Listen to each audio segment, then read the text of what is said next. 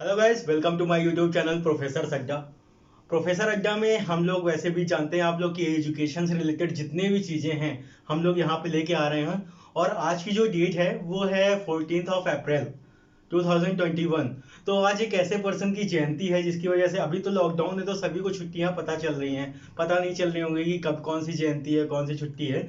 लेकिन हम लोग हमेशा अपने, अगर इंडिया के बारे में बात करते हैं, इंडियन कॉन्स्टिट्यूशन के बारे में बात करते हैं, या जब हम लोग अपनी हिस्ट्री पढ़ते हैं तो हम लोग हमेशा अपने कॉन्स्टिट्यूशन के बारे में जरूर सुनते हैं। और ये पता चलता है कि हमारे कॉन्स्टिट्यूशन को जिन्होंने बनाया है उनका नाम भीमराव अंबेडकर है। तो मैं आज उन्हीं भीमराव अंबेडकर जी के बारे में, जो उनका थोड़ा सा जीवन परिचय है, जो मैंने उनके बायोग्राफी से या साथ ही साथ जो भी बुक्स हैं और हिस्ट्री की जो भी बुक्स हैं उन सबको कलेक्ट करके, विकिपीडिया, सोशल मीडिया, इन सब चीज़ों से कलेक्ट करके जो मैंने उनके जीवन का एक इतिहास बनाया और उनके बारे में जो मैंने समझा, वो मैं आप लोगों से शेयर करना चाहता हूँ। ये एक उनकी जीवनी के बारे में है कि मैं यहाँ उनका जो जीवनी है उसको यहाँ पे शेयर करने का सबसे बड़ा पर्पस ये है कि कैसे एक बहुत ही दबे कुचले और नीचे तबके के होने के बावजूद, जो कि उस समय, मैं 110 साल पुरानी बात करने जा रहा हूँ, आज की नहीं, 110 साल पुराने समय में उस लेवल पे, जिस पोजीशन पे वो थे, वहां से स्ट्रगल करने के लिए, और उन्होंने केवल एजुकेशन को अपना टूल बनाया। उन्होंने दुनिया की सारी चीज छोड़ दी। उन्होंने कहा कि education is the big tool. Education tool को उन्होंने यूज करते हुए वो इंडिया में इतने बड़े पदवी पर गए कि उन्हें जब हमारे भारत का इतिहास लिखना पड़ा, लिखने के लिए उन्हें प्रॉपर बुलाया गया और उन्होंने हमारे भारत का इतिहास लिखा। उन्होंने हमारे भारत का संविधान लिखा और हमारे भारत का संविधान लिखा, जिसकी वजह से आज हमारा पूरा भारत देश चल रहा है, पूरा सिस्टम चल रहा है और सब कुछ उसी की वजह से चलता चला आ रहा है। यहाँ पे कुछ ऐसे एजेंडे थे कि जो उन्होंने पहले तो स्टार्टिंग में उन्होंने खुद के लिए, अपनी एक सोसाइटी, अपनी कम्युनिटी के लिए उन्होंने वर्क किया। लेकिन फिर एक टाइम के बाद उन्होंने ये देखा कि ये चीज केवल उनकी कम्युनिटी या उनकी सोसाइटी नहीं फेस कर रही है, मतलब पूरे इंडिया में ये चीज बहुत बड़े पैमाने में फैली हुई है, जो कि हर वर्ग में कुछ ना कुछ दिक्कतें हैं। तो उन्होंने फिर उसके बाद उसको कुछ समय तक, तो मैं पहले कह रहा हूँ, कुछ समय तक उन्होंने अपने लिए काम किया, अपने वर्ग के लिए काम किया, लेकिन फिर बाद में उन्होंने पूरे देश के लिए काम किया। फिर उन्होंने पूरे देश को बदला, देश की कुछ ऐसे अधिकार दिए हमारे कॉन्स्टिट्यूशन जब उन्होंने लिखा, और हर एक चीज को उन्होंने अपने दिमाग में रखते हुए हमारे संविधान की रचना की है, हमारा कॉन्स्टिट्यूशन उन्होंने बनाया। तो चलिए थोड़ा सा डिस्कस करते हैं अब उनके बारे में। यहाँ पे हम शुरुआत करते हैं कि उनके जन्म कब हुआ था, उनकी जीवनी की स्टार्टिंग करते हैं। और ये एजुकेशनल पर्पज से है। अगर आप लोगों को लगता है कि बहुत तेज वीडियो है तो आप पॉज कर सकते हो। पहले अगर आप लोगों को नोटिंग करनी है तो मैं ये नहीं बोलूंगा कि आप पहले एक बार मतलब देखते जाओ और नोटिंग करते जाओ। आप पूरा वीडियो एक बार में देख लो, उसके बाद आप उसे लिख सकते हो, जो कि आपके एग्जाम्स में बहुत काम भी देगी। और साथ ही साथ आप लोगों को नॉलेज होनी चाहिए। हिस्ट्री का मतलब ये नहीं कि वो बोरिंग सब्जेक्ट है। हिस्ट्री का मतलब ये है कि हम जो स्ट्रगल कर रहे हैं आज की डेट में, उन चीज़ों के लिए हमारे बहुत से पुराने ऐसे लोग हैं जिन्होंने इतिहास बदलने के लिए बहुत सारा स्ट्रगल किया, और उस स्ट्रगल को करके उन्होंने बहुत सारा मुकाम हासिल किया। और उस मुकाम को हासिल करने के बाद उन्होंने ये प्रूफ किया कि आप भी स्ट्रगल करो तो जैसे उन्होंने मुकाम हासिल किया आप भी कर सकते हो। तो यहाँ पे हिस्ट्री से हम लोगों को हमेशा इंस्पिरेशन मिलती है, हमेशा मोटिवेशनल जो थॉट्स आते हैं। हम लोग बहुत सारे मोटिवेशनल वीडियोस देखते हैं, दिन दिन भर देखते रहते हैं, लेकिन जिंदगी में कुछ नहीं बदलता, क्योंकि मोटिवेशनल वीडियोस हमेशा देखने से कोई फायदा नहीं होने वाला। मोटिवेशनल ऐसे लोगों की जीवनियां पढ़ के, उन्होंने अपने लाइफ में क्या क्या प्रेशर देखा, क्या क्या इवेंट्स उनके साथ हुए, जिसको उन्होंने अपना हथियार बनाया, फिर उसको यूज किया और उसके बाद उन्होंने सब कुछ चेंज लाया, ये स्ट्रगल होता है। तो आप कितनी मोटिवेशनल बुक्स पढ़ लो तो लेकिन आप अपने चेंज नहीं कर रहे हो, अपने आप को, अपनी किसी सिद्धांत को नहीं बना रहे हो, तो आप कभी सक्सेस नहीं हो पाओगे। ये चीज तो फैक्ट है। चलिए ठीक है, बाकी डिस्कस तो बहुत हो जाएगा, लंबा हो जाएगा। तो मैं हम उनके जीवनी के बारे में आते हैं, उनके इतिहास के बारे में आते हैं। सन 1891, 1891 में 14 अप्रैल, जो आज की डेट है, 14 अप्रैल 1891 में रत्नागिरी के अंबादावे में उनका जन्म हुआ था। यहाँ पे बताना चाहूंगा, रत्नागिरी जो है वो पहले एक स्टेट हुआ करता था, जो कि बाद में महाराष्ट्र में हो गया। तो आज के हिसाब से अगर देखा जाए तो रत्नागिरी नामक जगह पे एक सतारा नाम की जगह थी, वहां पे अंबा दवेकर वो जगह का नाम था, वो गांव का नाम था जहां पर इनका जन्म हुआ था। अब इनका भीमराव अंबेडकर जी का जो नाम के बारे पीछे एक जो फैक्ट है उसके बारे में बताऊंगा। भीमराव अंबेडकर जी का नाम भीमराव रामजी अंबेडकर था, और ये जो उनका भीमराव रामजी अंबेडकर में जो इनका भीमा वर्ड है, वो जो भीम नाम पड़ा वो उनकी माता के नाम पे पड़ा, क्योंकि उनकी माता का नाम भीमाबाई सकपाल था और इनका सकपाल था। इनके पिता का नाम भी आप ध्यान दीजिए रामजी सकपाल था, लेकिन इनका नाम लास्ट में अंबेडकर हुआ। तो ये क्यों हुआ? देखिए, इंसान अपनी जो उसकी अच्छाइयां होती हैं, जो क्वालिटी होती है, केवल दो लोगों के नाम से जाना जाता है, या तो उनके पिता के नाम से, ठीक है, या तो उनके गुरु के नाम से। तो यहाँ पे आप लोग समझ गए होंगे कि इनके गुरु ने अपना जो टाइटल है अंबेडकर, उन्होंने इनको दिया हुआ था, और उनका नाम था कृष्ण केशव अंबेडकर। वो एक ऐसे जेन्युइन पर्सन थे जो कि ब्राह्मण समाज के होने के बाद भी वो नीची जातियों पे या छूत अछूत पे विश्वास नहीं करते थे, और उन्होंने इनको, क्योंकि उन्हें पता था, जब ये पढ़ने गए एक समय जब उनकी मुलाकात हुई थी, तो उन्हें पता था कि अगर जो इस तरीके से उस समय टाइम का सिचुएशन है, उस टाइम की जो सोसाइटी है, ये इन्हें कहीं पढ़ने नहीं देगी, ये इन्हें सर्वाइव नहीं करने देगी। तो उन्होंने उनका नाम में अपना टाइटल दे दिया था, और तभी से ये जाने जाने लगे, और इन्होंने अपनी एजुकेशन मतलब शुरू करना स्टार्ट कर लिया, और इन्हें बहुत सारी दिक्कतें नहीं फेस करनी पड़ी उस टाइटल की वजह से। तो सोचिए हम लोग 110 साल पहले किन तरीकों से वो जीते थे और किन प्रॉब्लम्स में वो जीते थे। यहाँ तक कि उस समय की मैं आपको कुछ सिचुएशंस बता रहा हूँ कि जो भी उच्च वर्ग था वो निम्न वर्ग को इतना दबा हुआ समझता था कि उसकी परछाई पड़ने तक से उन्हें अपने आप को पवित्र होने लगता था। और जिन स्कूलों में ये पढ़ते थे, उस स्कूल में अगर एक चपरासी जब उन्हें पानी पिलाता था तो उन्हें ऐसे करके पानी पीना पड़ता था, वो भी झुक के नीचे, और वो दूर से पानी पिलाता था। और कभी कभी ऐसा होता था वो नलों से खुद पानी नहीं पी सकते थे, ये रिस्ट्रिक्शन थी, उन्हें छूने का अधिकार नहीं था नलों को, ये सारी चीजें। और दूसरी चीज, कभी कभी प्यून अगर नहीं आता स्कूल तो इनके साथ ऐसा व्यवहार होता था कि वो पूरे पूरे दिन ये उसको पानी नसीब नहीं होता था। जब रास्ते से जब ये घर लौटते थे, अगर इन्हें प्यास लगी है, तो उस समय जो कुएं होते थे, जो तालाब होते थे, उनपे केवल उच्च जाति के लोगों का अधिकार दिया जाता था। अगर इन्होंने एक बार क्या हुआ कि इन्होंने कुएं से बहुत इनको प्यास लगी थी, इन्होंने पानी पिया, तो ऐसी कंडीशन में जो उच्च वर्ग के जो कुछ लोग हैं, उन्होंने उन्हें देख लिया, उनके बाद इनको बहुत पिटाई हुई थी, इनको बहुत मारा गया। और इसके बाद जब ये घर आए तो फिर इन्होंने, इनके माइंड पे वो इतना बड़ा प्रेशर पड़ा, इतना बड़ा मतलब कि सोसाइटी का वो इम्पैक्ट पड़ा, जिसके बाद इन्होंने एक कसम खा ली कि एजुकेशन इज अ टूल, मैं इस एजुकेशन के थ्रू इस दुनिया को बदलूंगा, इस इंडिया को बदलूंगा, यहाँ की सोच को, यहाँ की मानसिकता को बदलूंगा। और उसी का एग्जाम्पल है कि वो आग उन्होंने कभी बुझने नहीं दी, और उनकी उसी दृढ़ निश्चय ने आज इंडिया के इतिहास जरूर उन्होंने बना दिया। उन्होंने पूरा भारत बदल दिया, उन्होंने संविधान की रचना कर दी, मतलब उन्होंने पूरा भारत ही चेंज कर दिया, एकदम भारत के सारे सब कुछ को बदल डाला। ये उस समय की बात है। तो यहाँ पे हम उनके जन्म के बारे में चले गए। उनका जन्म कब हुआ? उनके माता का नाम भीमाबाई सकपाल था, पिता का नाम रामजी सकपाल था।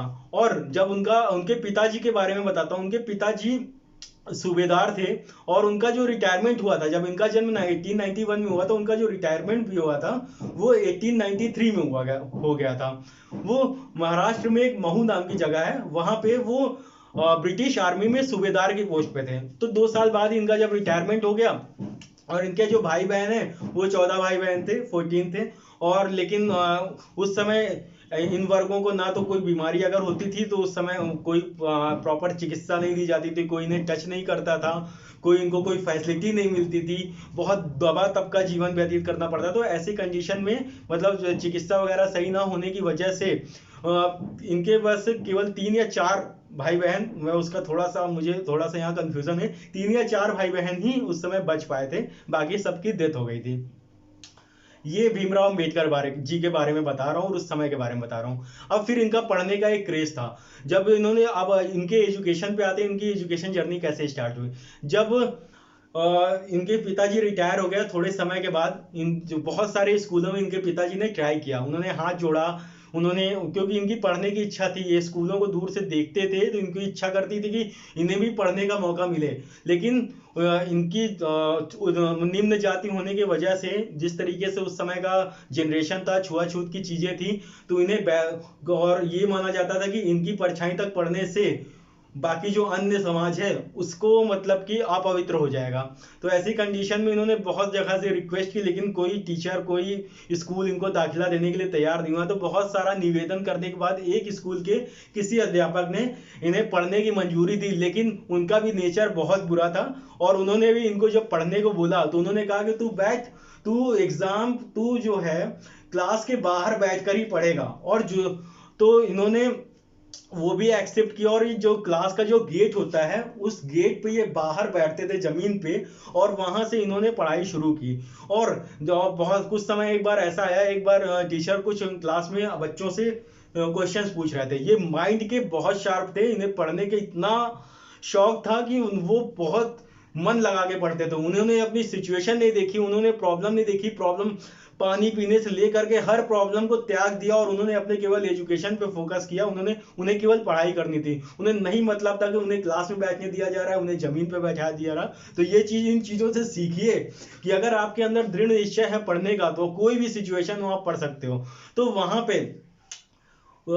एक बार क्या, टीचर पढ़ा रहे थे तो उन्होंने कोई क्वेश्चन पूछा, और उस क्वेश्चन को पूछने के बाद सभी क्लास में जितने भी विद्यार्थी थे जो बैठे हुए थे, जितने भी स्टूडेंट्स थे, वो उन क्वेश्चंस का आंसर नहीं दे पाए।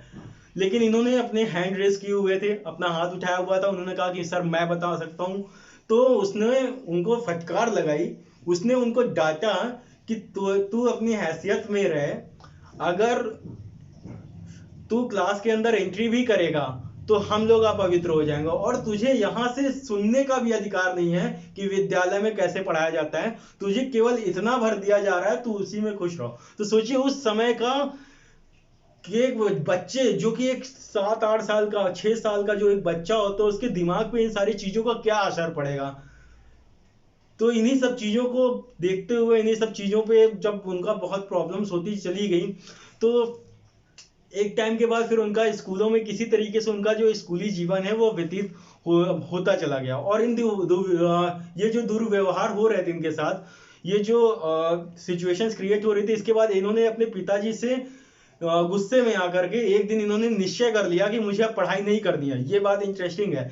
उनके पिताजी से इन्होंने निश्चय कर लिया कि मुझे अब पढ़ाई आगे नहीं करनी है। तो इनके पिताजी ने बोला कि बेटा यही चीज तो तुझे बदलनी है। उन्होंने ये चीज सिखाया कि बेटा तुझे यही चीज तो बदलनी है इस दुनिया की, इस भारत की, हमारे देश की। तो सोचिए, ये बात उनके माइंड में इतना घर कर गई, ये बात उनके माइंड में इतनी बैठ गई कि उन्होंने फिर से हर सिचुएशन को फेस करने का निर्णय ले लिया, और उन्होंने पढ़ाई करने का निश्चय कर लिया कि अब मुझे पढ़ना है, किसी भी कंडीशन में मुझे पढ़ना है। और उन्होंने जागरूक हो गए और उन्होंने हर सिचुएशन में एक्सेप्ट कर लिया और पढ़ाई करना शुरू कर दिया। अब एजुकेशन के बारे में आगे बताते हैं। स्कूल्स में इतने दुर्व्यवहार हो रहे थे, थोड़ा बहुत समय बीता। उन समय बीतने के बाद फिर एक बार क्या हुआ, 1897 आया। उसमें फिर 1897 में उनका बंबई में, उस समय मुंबई को बंबई बोला जाता था, एल्फिंस्टन हाई स्कूल में दाखिला हुआ, जो कि यूनिवर्सिटी ऑफ बॉम्बे के अंडर में आता था। वहां पे इनका एडमिशन हुआ। वहां पे वहां पे इनका एडमिशन होने का सबसे बड़ा रीजन ये था कि बहुत रिक्वेस्ट करने के बाद ही उनका एडमिशन हो पाया। वहां से फिर उनकी जब पढ़ाई करके वो जब निकलते थे बाहर, तो वो एक पार्क में जाके बैठते थे, और उन पार्क में जाकर के वो पढ़ाई करते थे। तो वहां पे पार्क में जब वो पढ़ाई करते थे, तो उनका जो एक मुलाकात हुई दादा केलुस्कर नाम से।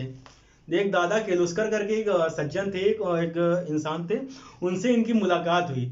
तो वो जब 2-3 दिन 4 दिन वो लगातार जब उस पार्क में आते थे, तो उन्होंने ये देखा कि ये जो बच्चा है, ये स्कूल ड्रेस में या किसी भी कंडीशन में जब आता है, उनके कपड़े देखे, मैले कपड़े देखे, सिचुएशन देखी, बाल वगैरह देखे, तो उनको काफी वो लगा कि ये बंदा, बस ये बच्चा है जो पार्क में आता है, और मैं जब देखता हूँ ये पढ़ते हुए मुझे मिलता है।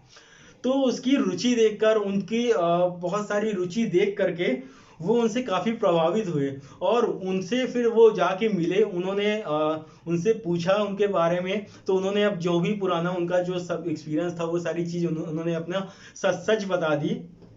तो जब सब कुछ सच पता चल गया तो दादा केलुस्कर जो हैं वो, उन्होंने उनको एक बुद्ध की जीवनी पकड़ाई। बुद्ध की जीवनी पकड़ाने का से भी उनके लाइफ में एक बहुत बड़ा इफेक्ट आया। बुद्ध की जीवनी पढ़ने के बाद उन्होंने एक टाइम के बाद बौद्ध धर्म को अडॉप्ट कर लिया। और आपको बताना चाहूंगा, जब उनकी डेथ हुई थी, वो हिंदू रिलीजन के थे, जब उनकी डेथ हुई थी तो उनका जो दाह संस्कार, जो भी मतलब मृत्यु के बाद की जो प्रक्रिया है, वो हमारे हिंदू के रिलीजन के हिसाब से नहीं होती। उन्हें उनका जो वो सारा सब कुछ संस्कार हुआ था वो बौद्ध धर्म के रिलीजन के हिसाब से ही हुआ था, क्योंकि उन्होंने बौद्ध धर्म को के अनुयायी हो गए थे और उन्होंने उस धर्म को अडॉप्ट कर लिया था। अब दादा केलुस्कर ने और भी आगे सपोर्ट किया। इनकी पढ़ने की इच्छा, जब अपना उसको अडॉप्ट कर लिया तो मुलाकात होती रहती थी, इनकी पढ़ने की इच्छा बहुत रहती थी। तो केलुस्कर जी ने एक रेफरेंस दिया था, जो कि उस समय जो रियासतें चलती थी, रियासतें आप लोगों को पता है, रजवाड़ा खानदान जो है, रियासतें चलती थी। उस रियासत में एक सायाजी महाराज गायकवाड़ थे, उनका रेफरेंस दिया था दादा केलुस्कर ने। उन्होंने उनका रेफरेंस दिया था और कहा था कि जब कोई दिक्कत हो तो इनके पास चले जाना और मेरा रेफरेंस दे देना। तो उन्होंने उनका रेफरेंस दिया हुआ था, वो उनके पास गायकवाड़ जी के पास गए।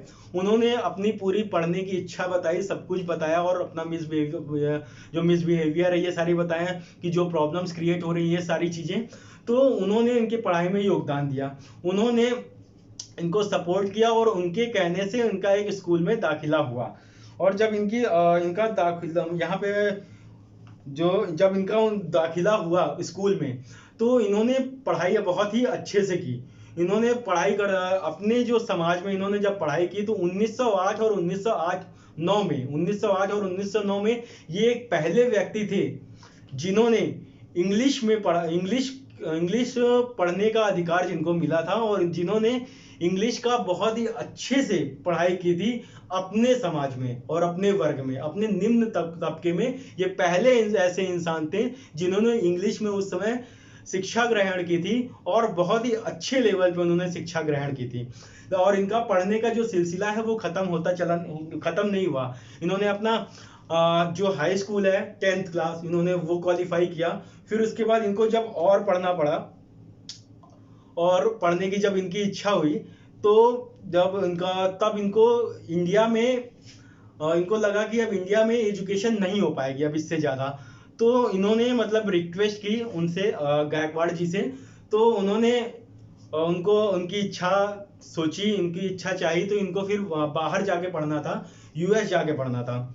तो उन्होंने उनको स्कॉलरशिप देना शुरू कर दिया और उस स्कॉलरशिप की जो अमाउंट थी आपको बताऊंगा, उस टाइम के हिसाब से केवल 25 रुपए पर मंथ उन्होंने स्कॉलरशिप देने का फैसला कर लिया। और इनकी एजुकेशन, बेसिक एजुकेशन तो इनकी हो चुकी थी।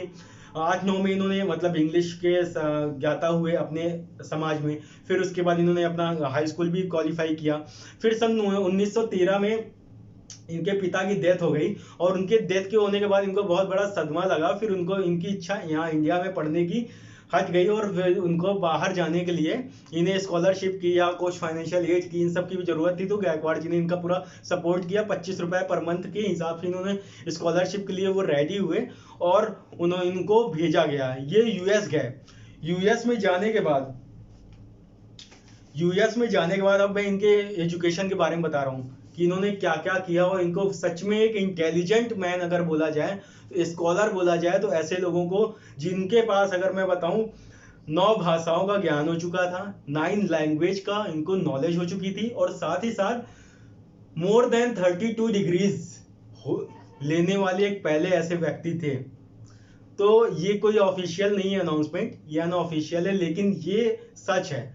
32 से ज्यादा डिग्रियां इनके पास थी और एक बहुत ही अच्छे राइटर। पढ़ाई लिखाई के बारे में और आगे बताऊंगा, इनके पास किताबों का कलेक्शन कितना था आप सोच नहीं सकते उस समय। तो जब यूनिवर्सिटी ऑफ बॉम्बे से, जहाँ पे इन्होंने कंप्लीट किया हाई स्कूल, फिर यूनिवर्सिटी ऑफ बॉम्बे से इन्होंने बीए किया, बीए से एमएससी किया, बीए से इन्होंने एमएससी किया। और फिर उसके बाद 1913 में मैंने बताया पिता का देहांत हो गया, स्कॉलरशिप इन्हें मिली। तो फिर जब ये यूएस गए, यूएस में इन्होंने कोलंबिया यूनिवर्सिटी से एमए में पीएचडी की, कोलंबिया यूनिवर्सिटी से इन्होंने एमए में पीएचडी की। और वहीं पे उन्होंने पॉलिटिकल साइंस से, इकोनॉमिक्स से, सोशियोलॉजी से और हिस्ट्री से, इन सारे सब्जेक्ट से इन्होंने पीएचडी किया। तो एक सर्वज्ञाता मानिए कि इतने सब्जेक्ट से उनको पढ़ने का इतना क्रेज था कि यहाँ से उन्होंने पीएचडी किया। फिर उसके बाद यहाँ यूएस में नहीं रुके, फिर वो बदल के गए, फिर वो लंदन गए, फिर लंदन स्कूल ऑफ इकोनॉमिक्स में उन्होंने एमएससी की, फिर डीएससी किया, फिर उसके बाद फिर उन्होंने पीएचडी की। फिर उसके बाद ग्रेइन, ये भी एक कॉलेज है, ग्रेइन से इन्होंने बैरिस्टर लॉ की भी डिग्री हासिल की। मतलब कि एक ऐसा इंसान जिसने शायद लगभग कोई भी ऐसी डिग्री नहीं हो सकती थी, इतना पैशन था कि उन्होंने सब कुछ हासिल किया। और जो मैंने आपको बताया कि आप अगर उनकी डिग्रियां जोड़ने पे बैठोगे तो आपको ये पता चलेगा कि अनऑफिशियल है, कहीं लिखा नहीं है, लेकिन ये आपको पता चलेगा 32 से ज़्यादा डिग्रीज उन्होंने हासिल कर ली थी। फिर एक बार क्या हुआ कि सियासतें जितनी भी थी वो सियासतें खत्म होने लगी, गायकवाड़ जी की भी पोजीशन लगता है थोड़ी सी डाउन होने लगी। फिर एक कंडीशन ऐसा आया कि उन्हें वापस बुलाना पड़ा, उनका स्कॉलरशिप देना उन्होंने बंद कर दिया। वो ऐसी कंडीशन में नहीं थे क्योंकि अंग्रेजों का शासन चल रहा था, वो सारी प्रॉब्लम्स आप लोगों को पता ही है, सियासतें धीरे धीरे खत्म हो रही थी। तो ऐसे कंडीशन में जब उनका स्कॉलरशिप जाना बंद हुआ तो 1917 में ये इंडिया वापस आने का इनका तय हो गया। फिर 1917 में जब इंडिया इनका आने का तय हुआ तो उसकी भी बहुत ही इंटरेस्टिंग स्टोरी है कि इनका जिस जहाज में इनका सीटिंग अरेंजमेंट हुई थी, जो बुकिंग की गई थी, उसमें ये किसी वजह से नहीं आ पाए तो इन्होंने एक और बुकिंग करा ली थी। तो जिस जहाज में इनको आना था उस जहाज में इन्होंने अपने जितने भी बुक्स हैं, शिप है, शिप की बात कर रहा हूँ यहाँ पे, जहाज में उन्होंने अपने बुक्स को रखवा दिया था उस बैरक में। और उसमें क्या हुआ था, जो कि एक प्रॉब्लम क्रिएट हुई थी उस टाइम पे, एक ट्रेजिडी हो गई थी कि वो शिप क्या है वो डूब गई थी। ऐसी कंडीशन में इन्हें बहुत ज़्यादा दुख हुआ था क्योंकि इन्होंने जो अपनी पूरी मेहनत थी, पूरी जो नॉलेज थी, और जो इन्होंने जितनी बुक्स, क्योंकि बुक्स के बहुत बड़े प्रेमी थे, बुक्स ये कलेक्ट करके रखते थे क्योंकि जिस चीज़ के लिए इन्होंने स्ट्रगल किया है उसकी ये वैल्यू करते थे एजुकेशन में, और बुक्स को बहुत संभाल के रखते थे। तो बुक्स का वो कलेक्शन उनका पूरा डूब गया, बहुत आहत हुए। फिर वो किसी वजह से फिर उभरे, क्योंकि एक होता है कि बुक्स थी तो गई हैं, उनका दिमाग तो नहीं गया था, उन्होंने फिर से पढ़ाइयाँ की, उन्होंने ऐसा रुके नहीं वो इन चीज़ों पे। फिर वो इंडिया वापस आए। इंडिया वापस आने के बाद इनकी शादी हुई रमाबाई के थ्रू, रमाबाई जी के साथ। तो रमाबाई जी की भी जो एज थी वो 1906 में उनका जन्म हुआ था, और उनकी 9 साढ़े 9 साल में ही उनकी इनके साथ शादी हो गई थी। और इसके आगे हम बताते हैं, जब ये आप आए थे इंडिया में तो इनको इंडिया में बहुत इनके मतलब कि इनका कास्ट देख करके इन्होंने जो भी सच्चाई देखी, वापस इंडिया के उसी माहौल में वापस आ गए, जो माहौल एक समय कुछ सालों के लिए बदल गया था। फिर उन्होंने जब अपनी जहाँ जहाँ सच्चाई बताई, ना इनको कहीं रहने को घर मिल रहा था, ना इनको कहीं ठीक से नौकरी मिल रही थी। इन्होंने एक जगह पे ट्राई किया, वहाँ पे इन्हें प्रोफेसर में इनको नौकरी मिली। वो उस कॉलेज का नाम था political economy Mumbai. Political economy Mumbai में इनको एक प्रोफेसर का मतलब कि इनको नौकरी मिली 1918 में। 17 में वापस है, 1918 में बहुत ढूंढने के बाद इनको नौकरी मिली। तो वहाँ पे स्टूडेंट, जब इन्होंने एंट्री की, क्लास की बात बताओ, जब इन्होंने एंट्री की तो जितने भी स्टूडेंट थे उन्होंने इनसे पढ़ने के लिए मना कर दिया, और बहुत हंगामा हो गया कि ये बंदा निम्न जाति का होकर के ये हमें पढ़ाएगा, निम्न वर्ग का होकर के हम इसके साथ नहीं पढ़ेंगे। बहुत कंट्रोवर्सी हुई, लोग कोई भी स्टूडेंट मानने को तैयार नहीं था। तो वहाँ पे जो और भी प्रोफेसर थे, प्रॉक्टर थे, उन्होंने उनसे रिक्वेस्ट की कि सिर्फ ये 2-3 दिन की आप इनसे पढ़ लीजिए, क्योंकि जो और भी प्रोफेसर है वो आए नहीं है, हम जल्द से जल्द किसी दूसरे प्रोफेसर का अरेंजमेंट कराएंगे। तो इन सब चीज़ों पे काफ़ी जाके उन्हें फिर मनाया गया, तब वो स्टूडेंट पढ़ने को वहाँ पे राजी हुए। और जब इन्होंने पढ़ाना शुरू किया, और आप बिलीव नहीं करोगे, सब इनके मंत्र मुग्ध हो गए। जब इन्होंने पढ़ाना शुरू किया, उस पढ़ाई को जान करके सब उनको मंत्र मुग्ध हो गए। और इस पढ़ाई के होने के बाद इनको सच में सभी पसंद करने लगे, लेकिन बहुत से कुछ ही लोग पसंद करने लगे और बहुत से लोगों ने ये तो मान लिया कि इनके पास टैलेंट बहुत है, इनके पास नॉलेज बहुत है और इन्होंने सच में पढ़ाई की है, एजुकेशन सच में। लेकिन जो समाज में कुरीतियां फैली हुई थी उनसे कौन जीता जा सकता है। तो फिर 1918 के बाद फिर उनको वो जॉब छोड़नी पड़ी। फिर वो जॉब छोड़ने के बाद फिर ये गायकवाड़ जी के पास धन्यवाद करने भी आए। जब वापस आया तो उस समय तो उन्होंने सब कुछ धन्यवाद किया, लेकिन फिर वो उनके पास आए, उनकी सारी इच्छा बताई तो गायकवाड़ जी ने उनका जो उनकी जॉब लगवाई मिलिट्री सेक्रेटरी की। मिलिट्री सेक्रेटरी की जॉब उस समय काफ़ी अच्छी जॉब मानी जाती थी और उसमें जहाँ पे उसे हायर स्टडीज होने के बाद जो उन्होंने जॉब की, वहाँ पे आप लोगों को बता रहे हैं कि इनका जो प्यून का जो नेचर था, वहाँ पे जितने भी स्टाफ थे इनको पूरी तरीके से बाइकआउट कर देते थे। मतलब कि अगर इनको कभी कोई फाइल मंगानी है तो इनको फाइल फेंक के दिया जाता था, इनकी मेज कोई साफ नहीं करता था, इनको कोई पानी देने नहीं आता था। तो ऐसा भी इनको सब कुछ अपना काम खुद से करना पड़ता था। तो उन्होंने कहा कि इतना एजुकेशन होने के बाद, इतना सब कुछ करने के बाद भी अगर यहाँ पे मेंटेलिटी और स्थिति ऐसी ही है तो इस इंडिया को कैसे चेंज करना है। तो फिर ये आप एजेंट पॉलिटिक्स में उतरे। पॉलिटिक्स में मतलब कि किसी सत्ता के लालच में नहीं, इन्होंने समाज सुधारक के रूप में ये फिर बाहर निकले।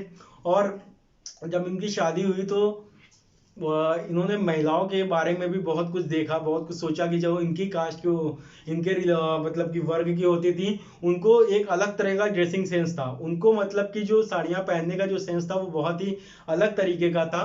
वो फुल लेंथ साड़ी नहीं पहन सकती थी, उन्हें मतलब कि पैर से थोड़ा उठा करके बांध के तब साड़ी पहननी पड़ती थी। इस तरीके का उनका उस तरीके का कल्चर था, इस तरीके से समाज को बांटा गया था। और तो इन्होंने बहुत सारे लड़ाइयाँ उस समय लड़ी सोशल पे, मतलब अहिंसा के थ्रू इन्होंने सबको समान वर अधिकार दिखाने के लिए लड़ाइयाँ लड़ी। इसके बाद ये महात्मा गांधी जी के साथ मिले। महात्मा गांधी के साथ मिलने के बाद इन्होंने सत्याग्रह आंदोलन में भी उनका साथ दिया, लेकिन सत्याग्रह आंदोलन 1927 में इन्होंने छोड़ दिया, क्योंकि उन्होंने महात्मा गांधी से जब मिले तो उन्होंने ये बात की, ये भी अड़ गए कि इन्होंने फिर एक महात्मा गांधी से जब इन्होंने जब मुलाकात की, इसकी बहुत इंटरेस्टिंग बात बता रहा हूँ। महात्मा गांधी का सत्याग्रह आंदोलन इन्होंने छोड़ दिया। 1931 में इन्होंने एक डिमांड की कि कम्युनल इलेक्टोरल इन्होंने बनाने की मांग की और इन्होंने उसके लिए ये पूरी तरीके से अड़ गए। अपने जितने भी समाज को इन्होंने कलेक्ट किया और इस मुद्दे पर वो महात्मा जी के सामने पूरे समाज को लेकर के अड़ गए। काफी इन्होंने मतलब की फाइट की, उन्होंने वो एक्सेप्ट ही नहीं थे। इन्होंने एक अलग समाज का एक अलग दर्जा मिलने का और उनके अधिकार का इन्होंने पूरा समर्थन मांगा महात्मा गांधी जी से। लेकिन महात्मा गांधी जी ने इनसे रिक्वेस्ट की कि अगर आप ऐसा करोगे तो हम जो अंग्रेजों की लड़ाई में सब लोग मिल के चलना चाह रहे हैं, इस कंडीशन में हम लोग साथ नहीं हो पाएंगे और आपको हम ये पहले से एक्सेप्टेंस देते हैं कि जब हमारा देश आज़ाद होगा तो हम आप लोगों के लिए रिजर्वेशन की फैसिलिटी प्रोवाइड करेंगे। तो ये इस कंडीशन पे ये भी अड़े रहे और महात्मा गांधी जी भी अड़े रहे और उन्होंने आमरण अनशन पे चले गए। जब वो महात्मा गांधी जी अनशन पे चले गए तो इन्हें फिर ये फील हुआ, ये डाउट हुआ कि वो देश के लिए, पूरे देश के लिए वो लड़ रहे हैं, कहीं मेरा मुद्दा ऐसा नहीं हो कि मेरा मुद्दा गलत हो जाए। तो ऐसी कंडीशन में उन्होंने अपना इनको जो रिजर्वेशन का जो एक्सेप्टेंस है उस पर वो राजी हो गए और उस रिजर्वेशन के एक्सेप्टेंस में पूना एक्ट पर हस्ताक्षर करके इन्होंने अपना रिजर्वेशन सिक्योर कर लिया कि जब भी भारत देश आज़ाद होगा तो उस आज़ादी के बाद वो रिजर्वेशन अप्लाई करके अपने समाज को इक्वल करने की कोशिश करेंगे। तो ये पूना पैक्ट में लिखा हुआ था सारे सब कुछ और वो पूना पैक्ट साइन होके इन्हें मिल गया, उन्होंने उसको रख लिया। अब इसके साथ बहुत से समय जब चलता रहा, बीतता रहा, तो इन्होंने वुमेन एम्पावरमेंट के लिए, सोसाइटीज़ के चेंजेस के लिए और मतलब कि वहाँ पे सबको समान अधिकार दिलाने के लिए बहुत सारे फाइट्स की, बहुत सारी बुक्स ये पढ़ते रहे। इनका पढ़ने का जो, अब इनकी हॉबी के बारे में बता रहा हूँ। इनके जो हॉबी थी, ये अपने पेट्स लवर थे, डॉग लवर सबसे ज़्यादा थे। गार्डनिंग का इनका बहुत ज़्यादा शौक था और किताबें पढ़ने का। किताबें पढ़ने के बारे में ये बोला जाता है कि जब पढ़ते थे ये पूरी पूरी रात पढ़ते थे, ये दिन में नहीं पढ़ते थे, ये पूरी पूरी रात पढ़ते थे। सुबह 5-6 बजे तक पढ़ाई करते थे, उसके बाद 2 से 3 घंटे की नींद लेते थे, उसके बाद एक्सरसाइज करते थे, फिर अपने जो डेली रूटीन है, जो समाज के कार्य हैं, उनके लिए ये निकल जाते थे। और एक राइटर हैं जॉन गुंथेर, उन्होंने बताया था कि 1938 में 1938 में जब उनकी इनसे मुलाकात हुई थी, अंबेडकर जी से जब मुलाकात हुई थी, उनके पास जो बुक्स का कलेक्शन था वो 8000 बुक्स का कलेक्शन था, जो कि इंडिया में अगर उस समय संभवतः ये माना जाए कि बेस्ट बुक्स कलेक्शन, अगर माना जाए कि बेस्ट बुक कलेक्शन अगर देखा जाए तो भीमराव अंबेडकर जी के पास था। और जब इनकी डेथ हुई थी 1956 में, तो उस समय इनकी जो बुक्स की कलेक्शन की जो हिस्ट्री है, वो पूरी कलेक्शन जो था वो 35,000 बुक्स हो चुके थे। मतलब ये हमेशा किताबों में लीन रहते थे, और इनकी किताबें खरीदने की जो स्ट्रैटेजी ये रहती थी कि डेली कोर्ट जाते थे या समाज के काम में जाते थे। जब भी ये शाम को वापस आते थे, ये अपने हाथों में नए बुक्स का एक बंडल लेकर के आते थे और उनकी पूरी पढ़ाई करते थे, उनको पढ़ते थे, फिर रखते थे। और ये इतना लीन होकर के पढ़ते थे कि उस बीच कोई भी डिस्टरबेंस हो जाए, कुछ भी हो जाए, इन्हें कुछ नहीं पता चलता था। तो इतना डिवोटेड होकर के ये पढ़ाई करते थे। बल्कि थोड़ी सी जीवन के बारे में आते हैं। रमाबाई जी से की भी एज जो थी वो बहुत ज़्यादा दिन जिंदा नहीं है। 1935 के आसपास उनकी मृत्यु हो गई थी। उसका रीज़न, और उनके इनके जो हैं उनसे पांच बच्चे हुए थे, और 5 बच्चों में से केवल एक बच्चे को ही बचा पाए थे, क्योंकि उस समय जो मेडिकल फैसिलिटी थी वो केवल बड़े लोगों के लिए थी, जो मतलब उच्च वर्ग के लिए थी। इनके लिए मेडिकल की भी बहुत सारी प्रॉब्लम्स थी। ये सारी चीज़ों की जो कुरीतियां थी, इन सारी कुरीतियों की वजह से वो कोई भी जस्टिफाई नहीं हो पाया, प्रॉपर चिकित्सा नहीं मिल पाई। तो उनके जो 4 बच्चे थे उनकी मौत हो गई थी, एक ही बच्चे केवल बचे हुए थे। और किसी बीमारी से ग्रसित होकर के 1935 में 1935 में रमाबाई का भी देहांत हो गया था। उसके बाद से ये काफ़ी ज़्यादा स्ट्रेस रहने लगे थे। फिर इन्होंने पढ़ने पे, समाज के सुधार पे, इन्हीं सब पे इन्होंने अपना पूरा डिवोशन दिया। और फिर एक समय आया जब हमारा देश आज़ाद हो गया। जब हमारा देश आज़ाद हुआ तो नेहरू जी गए गांधी जी के पास अपनी कैबिनेट की पूरी लिस्ट लेकर के। जब वो अपने पूरे कैबिनेट की लिस्ट लेकर के गए नेहरू जी, तो महात्मा गांधी ने उसको देखा, और उन्होंने उस पर देख करके ये बताया कि यहाँ पे भीमराव अंबेडकर कहाँ पे हैं, क्योंकि उस लिस्ट में भीमराव अंबेडकर जी का नाम था ही नहीं। तो उन्होंने नेहरू जी को ये बोला कि आप जो यहाँ लिस्ट तैयार करके आए हो, ये आपकी पार्लियामेंट या आपके जो कैबिनेट की मीटिंग नहीं है, पूरे भारत के, एक स्वतंत्र भारत की कैबिनेट के है, और उस स्वतंत्र भारत के कैबिनेट में भीमराव अंबेडकर का भी नाम होना चाहिए। तो ऐसी कंडीशन में भीमराव अंबेडकर जी ने, मैं बताऊं, मुंबई से भी उन्होंने इलेक्शन लड़ा। मुंबई में इलेक्शन जब उन्होंने पहला इलेक्शन जब लड़ा, तो ऐसी कंडीशन में जितने भी हायर पॉलिटिशियंस थे, जितने भी पॉलिटिक्स के बंदे थे, उन्होंने पूरी, मैं सोशल मीडिया पे नाम नहीं लूंगा और ये सही भी नहीं है कि सबकी विचारधाराएं अलग होती हैं, हमारी अलग है, आपकी अलग है। तो जितने भी बड़े पॉलिटिशियंस थे उन्होंने पूरी तरीके से दबाने की कोशिश की, और पूरी ताकत, साम दाम दंड भेद लगा करके उन्हें मुंबई से हरा दिया, वहां की सीट से हरा दिया। और फिर उसके बाद इन्होंने बंगाल से, दूसरी सीट से इन्होंने इलेक्शन लड़ा। बंगाल से ये जीत गए। बंगाल, ये आज का बंगाल नहीं, जो पश्चिम बंगाल की बात कर रहा हूँ, बंगाल पूरा बांग्लादेश हुआ करता था।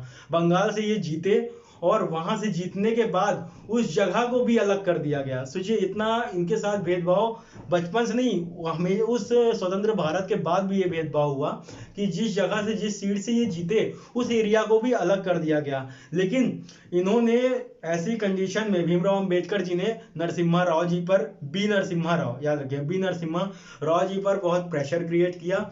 फिर उन्होंने, बी नरसिम्हा राव जी ने प्रेशर में आकर के डॉक्टर राजेंद्र प्रसाद जी से बात की कि इतना इन्फ्लुएंसर पर्सन, जो कि पूरी अगर कम्युनिटी, क्योंकि हम पूरे देश की अगर बात कर रहे हैं, तो हमारा देश अगर आज़ाद हो गया तो हमें सबको लेकर के चलना है, कोई इसमें डिवीजन, कोई पार्टीशन नहीं होना चाहिए। तो इनको पूरे देश को लेकर के चलना है। तो ऐसी कंडीशन में बी नरसिम्हा राव ने, बी एन राव ने राजेंद्र प्रसाद जी से बोला, और राजेंद्र प्रसाद जी ने उस समय बम्बई में आपके, बम्बई में, यहाँ पे बता रहा हूँ, बम्बई में उन्होंने, जो वहाँ पे पीएम थे उस समय, पीएम का मैं यहाँ पे एग्जांपल बताऊंगा। जैसे आज की टाइम पे सीएम होते हैं किसी भी स्टेट में, उस समय एक स्टेट में एक पीएम हुआ करता था, उसे बोलते हैं, वो उसे पीएम बोला जाता था सीएम की जगह पे।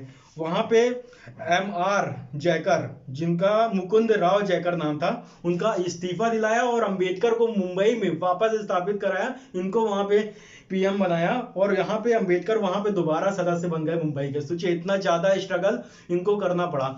और उसके बाद जब महात्मा गांधी की जब कैबिनेट हुई और इनका इतना भारी व्यक्तित्व था, और इतना भारी व्यक्तित्व होने के बाद और इतने पढ़े लिखे होने के बाद इन्हें इतना स्ट्रगल करना पड़ा उस समय भी सामाजिक भेदभाव में। इसीलिए मैं कुछ सोशल इश्यूज पे जो बात करता हूँ कि हमारा कॉन्स्टिट्यूशन हमें सारे राइट्स दे दे, किताबें हमें चाहे जितनी अच्छी अच्छी चीजें पढ़ा दे, लेकिन हमारी जब तक सोसाइटी उन चीजों को बदलने के लिए नहीं आएगी, जब तक उन चीजों को एक्सेप्ट नहीं करेगी, तब तक कुछ चेंज होने वाला नहीं है हमारा इंडिया।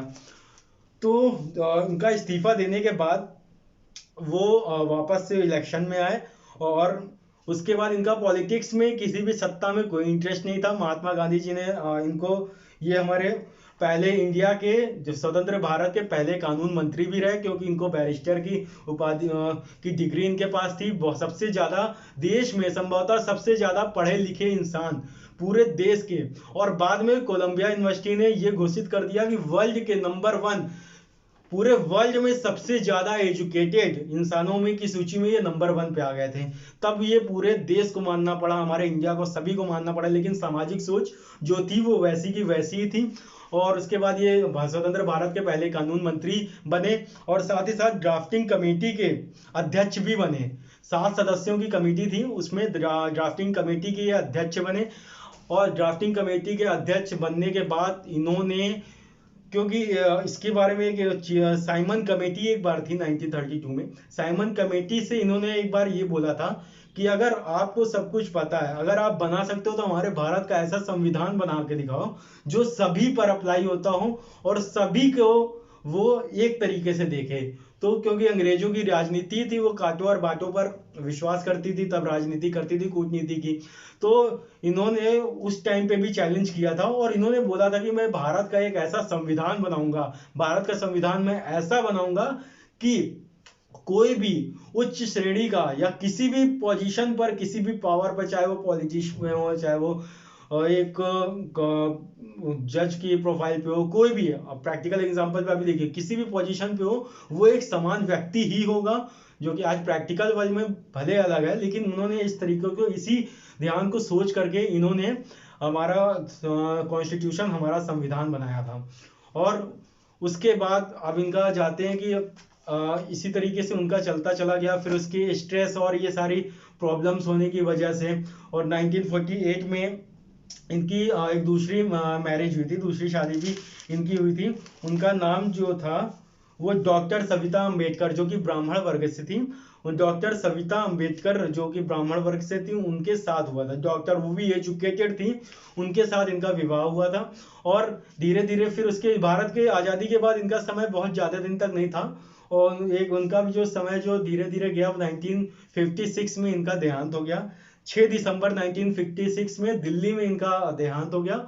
और उस दिन हम लोगों ने हमारे एक अनमोल रतन जो हमारे इंडिया के हैं, उनको हम लोगों ने खो दिया था, जिन्होंने हमारे संविधान की रचना की थी। हाँ, बाद में इनको भारत रत्न मिला, लेकिन आज भी भारत रत्न को देखा जाए तो इतने उसके पॉलिटिकल इश्यूज होते हैं कि भारत रत्न, जब तक कोई इंसान बहुत अच्छा हो और जब कुछ को वो कर रहा हो, तब तक उसे भारत रत्न नहीं मिलता है। भारत रत्न उसके जाने के बाद पॉलिटिक्स हैं और पॉलिटिशियंस डिसाइड करते हैं कि किसे देना चाहिए अपने फायदे के लिए, फिर उसको डिसाइड करने के बाद वो भारत रत्न देने का अनाउंसमेंट करते हैं। तो जीते जी इनको भारत रत्न नहीं मिल पाया था, जिसका सबसे बड़ा मतलब दुख होता है। लेकिन 6 दिसंबर 1956 में इनकी मृत्यु हो गई थी दिल्ली में, जिसका रीजन था इनको डायबिटिक था, और डायबिटीज की होने की वजह से काफी इनको और भी बीमारियां होना शुरू हो गई, और जिसकी वजह से इनका देहांत हो गया। इस तरीके से हमने एक भारत की एक ऐसे पर्सनैलिटी को खोया। और इनके अगर ये जीवनी है, इससे पढ़ के आप लोगों को ये भी समझ में आएगा कि अगर आपका एजुकेशन, आज आप किसी भी वर्ग में पैदा हुए हो, क्योंकि वो 100 साल पुरानी, 110 साल पुरानी बात थी, और अब बहुत चीजें चेंज हो चुकी हैं। आज का जनरेशन गैप बहुत बड़ा आगे बढ़ चुका है। आज तो बुक्स वगैरह मोबाइल पे ही मिलती हैं। हम मैं आपसे इंटरेक्ट कर रहा हूँ यूट्यूब के थ्रू, क्लासेस के थ्रू, जिसके थ्रू आप लोगों को सारी नॉलेज मिल रही है। इतना इजी में समरी आपको मिल गया, और यही आपको जब पढ़ना पड़ता है तो इस आप लोगों को सेल्फ स्टडी में 4-4, 5-5, 6-6 घंटे, 10-10 घंटे या कई कई दिन लग जाते हैं। आप जो एजुकेशनल कोर्स जब स्कूल में पढ़ते हो, स्मार्ट स्टडी करने का आपको टाइम नहीं मिलता है। तो आज की जनरेशन बदल चुकी है, लेकिन बहुत जगह पे सोसाइटीज, बहुत से ऐसे बैकवर्ड एरियाज है जहाँ पे उसी तरीके से ट्रीट किया जाता है महिलाओं को। ये आपको एजुकेशन के लिए आप लोगों को उत्थान नहीं मिल पाता है। इन्होंने जो रिजर्वेशन भी लाया था उसके बारे में भी कभी डिस्कस होगा तो बताऊंगा, क्योंकि वो पॉलिटिकल नेचर का है तो मैं उस पर डिस्कस नहीं करता। इन्होंने 10 साल के लिए लाया था, लेकिन 10 साल के बाद भी वो आज तक चलता चला आ रहा है। तो लाया था इन्होंने कुछ चेंजेस लाने के लिए, समानता लाने के लिए, लेकिन उसका दूसरी तरीके से यूज होने लगा, तो अब उस पर क्या बात कर सकते हैं। तो अगर आप लोगों को एजुकेशन करना है तो आपकी, मुझे नहीं लगता कि इससे ज़्यादा स्ट्रगलिंग एज आपकी होगी या इससे ज़्यादा आप स्ट्रगल कर पाओगे। आपको आज के टाइम पे, आप कहीं पे भी पैदा हो रहे हो या कहीं पे कोई भी फाइनेंशियल कंडीशन है, आप पढ़ाई करने पे अगर आ जाओ तो आप इनके जो जीवनी है उससे आप अपने खुद को मोटिवेट करो। और आपको अगर पढ़ना है तो आप पढ़ सकते हो, कोई भी रास्ता निकल जाएगा। If there is a will there is a way, जहां चाह वहां रहा। अगर आप चाहते हो पढ़ना तो आप पढ़ सकते हो, पूरी दुनिया की ताकत आपको रोक नहीं सकती है। तो ये एजुकेशनल वीडियो, और इनके बारे में अगर एजुकेशन चैनल होने के बाद भी मैं इनके बारे में ना बताता तो काफ़ी बातें अलग थी। यहाँ मैं इनकी किसी की विचारधारा भी आपको नहीं थोप रहा हूँ, सबकी विचारधाराएं अलग थी। अम्बेडकर जी की विचारधाराएं अलग थी, गांधी जी की विचारधाराएं अलग थी, गोडसे की जी की विचारधाराएं अलग थी। मैं किसी का अनुयायी नहीं हूँ, ना किसी को गलत बोलता हूँ।